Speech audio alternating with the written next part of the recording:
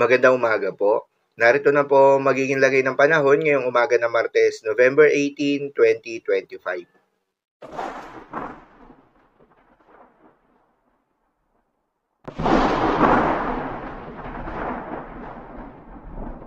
Sa kasalukuyan na tayo sa pag-asa, Intertropical Convergence Zone o ITCZ pa rin o yung banggaan ng hangin mula Northern at Southern Hemisphere ang patuloy na nakakaapekto sa Palawan at Southern Mindanao.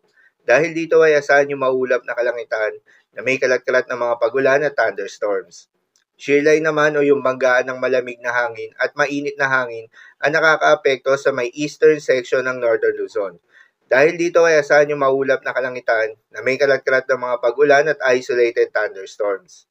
Northeast monsoon naman o hanging amihan ang nakakaapekto sa may extreme Northern Luzon.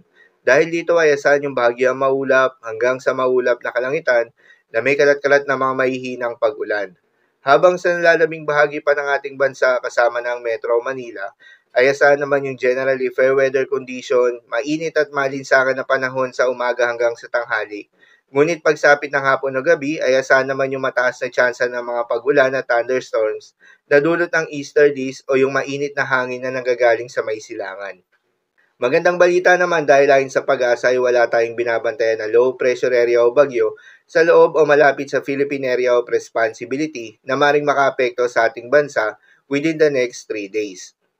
Para naman sa magiging lagay ng panahon ngayong araw ng Martes, dahil nga sa epekto nitong Intertropical Convergence Zone, asahan sa Zamboanga Peninsula, Caraga, Northern Mindanao, Barm, Sultan Kudarat at Sarangani, ang maulap na kalangitan na may kalat-kalat na mga pagulan at thunderstorms.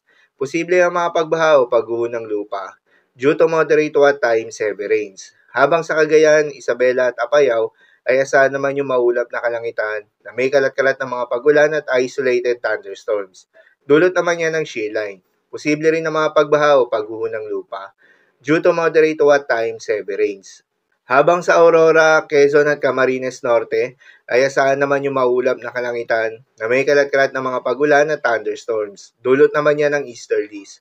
Posible rin na mga pagbaha o pagguho ng lupa due to moderate to at times heavy rains. Habang sa Batanes at Ilocos Norte ay asahan naman yung bahagyang maulap hanggang sa maulap na kalangitan na may kalat-kalat na mga mahihinang pagulan na dulot ng northeast monsoon.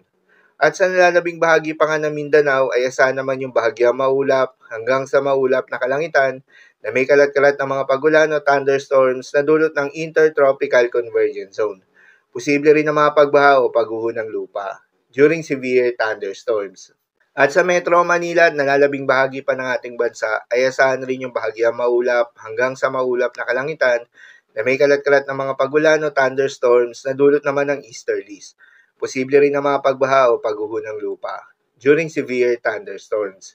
Madalas, nabobo ang mga thunderstorms na ito tuwing hapon o gabi na nagtatagal ng 1 hanggang 2 oras. Kaya naman ingat sa mga posibleng banta ng pagbaha at pagguho ng lupa, lalong-lalo na sa mga lugar na inuulan na noong mga nakaraang araw. Para naman sa magiging lagay ng mga dagat baybayin, ayon sa pag-asa ay wala tayong nakataas na gale warning sa anumang seaboards ng ating bansa. Kaya naman malayang makakapamalaot yung mga kababayan nating mangingisda.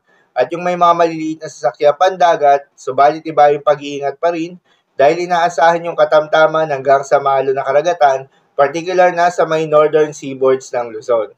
Habang sa nilalabing seaboards ng ating bansa ay asahan naman yung banayad hanggang sa katamtaman ng mga pag-alon. Salamat po para sa lagay ng panahon ngayong araw ng Martes. Keep safe everyone.